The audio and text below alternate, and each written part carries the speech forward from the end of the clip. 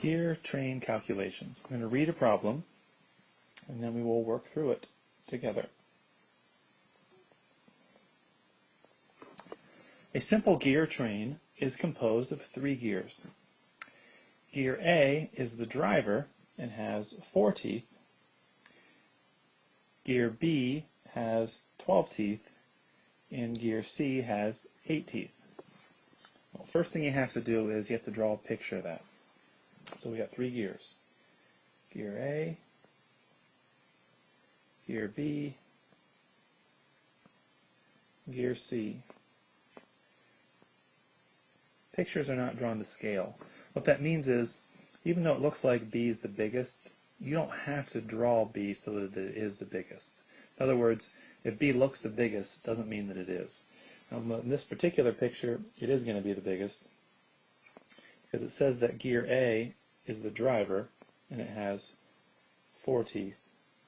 So we're going to write n equals 4. And then B is 12.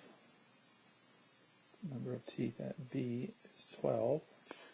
And then C, number of teeth at C, we were told is 8. So that's our picture. We have each gear. We don't need to draw the actual gears, but the circles represent them. We have how many teeth each of those have. First question. If the output is, well, I've left something off here in my picture. And it said that the driver was A, so that's N. Okay, first question. If the output is at C, what is the gear ratio? So it's asking us to find the gear ratio of this train. Now, you'll recall that the gear ratio can be 4 things that are true about it.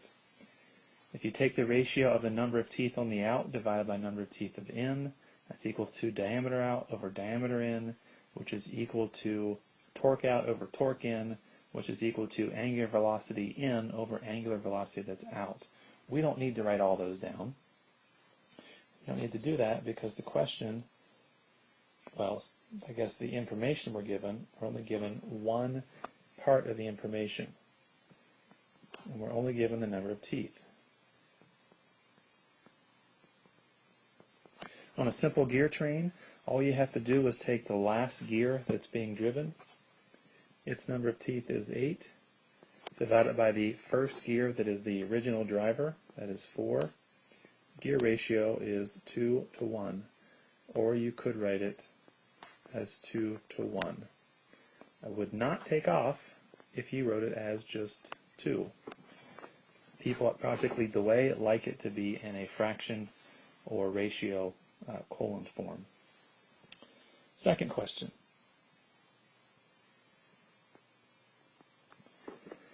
If gear A rotates at 30 revolutions per minute, find how fast gear C is rotating. So it says if gear A rotates at 30 revolutions per minute, we can simplify that to just say if the angular velocity at A is 30 RPM. And the question was, how fast is gear C rotating? So that's saying for us to find the angular velocity at C. Well, gear ratio, we know, is equal to angular velocity of in divided by the angular velocity of out.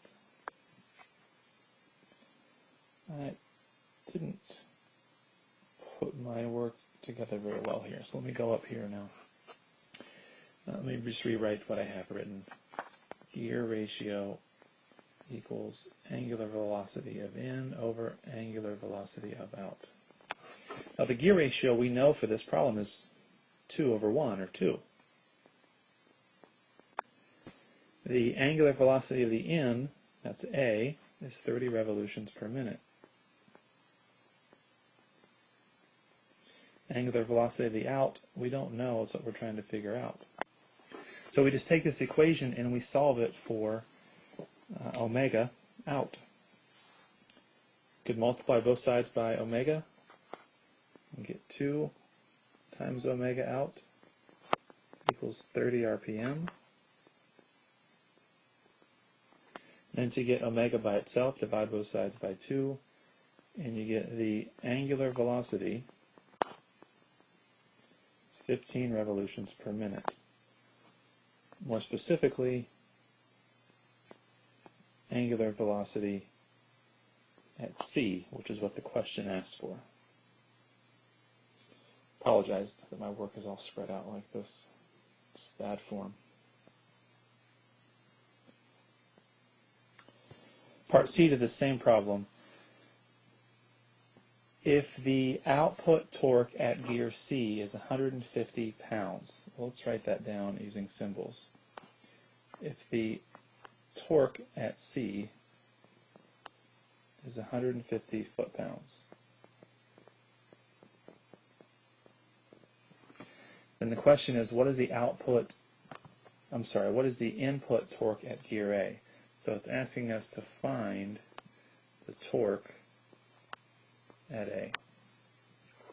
Once again, gear ratio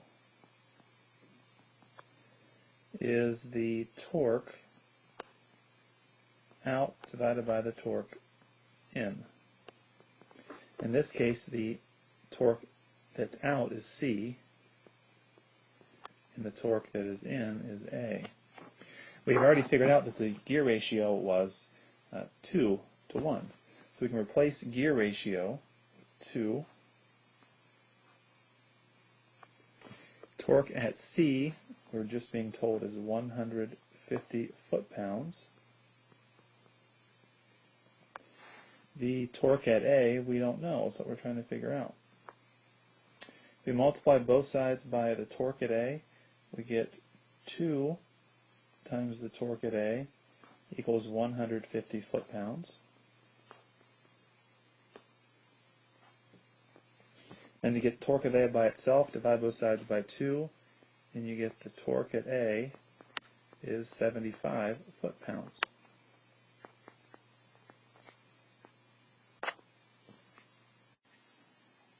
Here's the second problem dealing with gear trains. This one is a compound gear train. A compound gear train is composed of 4 gears, A, B, C, and D. Gear A has 15 teeth and is meshed with gear B. Gear B has 30 teeth and shares a shaft with gear C, which has 24 teeth. Gear C is meshed with gear D, the output gear. Power supplied at gear A with 100 foot-pounds of torque and is traveling at 1,600 revolutions per minute. Let's write that information down. So we have gear A.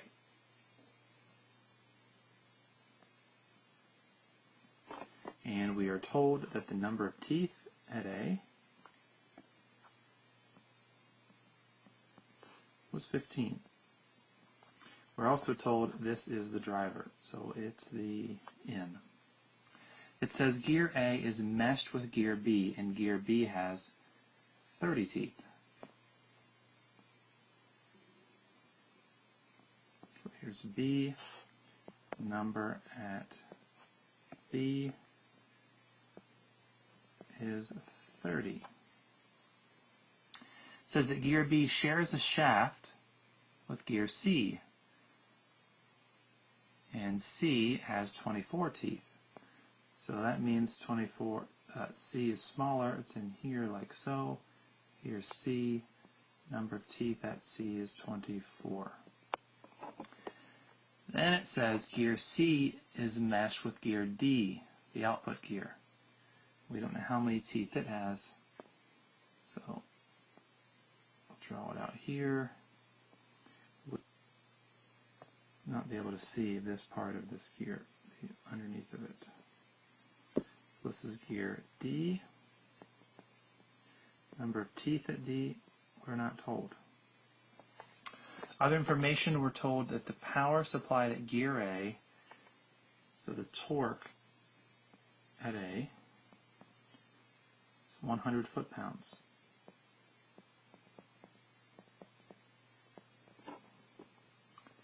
And is traveling at 1600 RPM. Doesn't tell us which direction, so that doesn't matter, I guess. I won't draw that. The torque at A, 1600 RPM. I've taken all the information, I've written it all down, and I've used the picture as best that I can. First question. So here's all the facts. First question, question A. The necessary torque output for the system is 500 foot-pounds. What should the gear ratio of the system be? Well, what that's saying is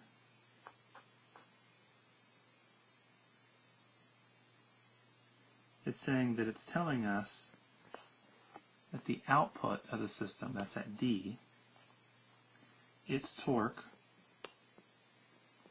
needs to be 500 foot-pounds. Once again, it said the necessary torque output for the system is 500 foot-pounds. Oh boy. And then it wants us to find the gear ratio for this system. So find gear ratio.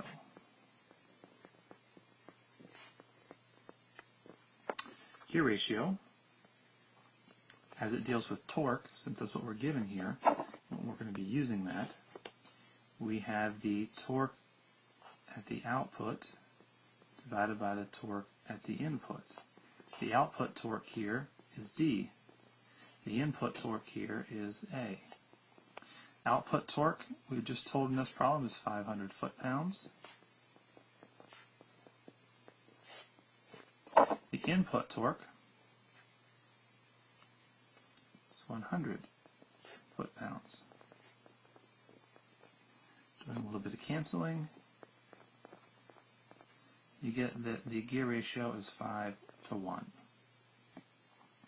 So I'm going to write that up here and get rid of part A so I can do part B. Part B says, with a system torque output of 500 foot-pounds, how many teeth should gear D have? Well, the gear ratio should equal the number of teeth at the output divided by the number of teeth at the input.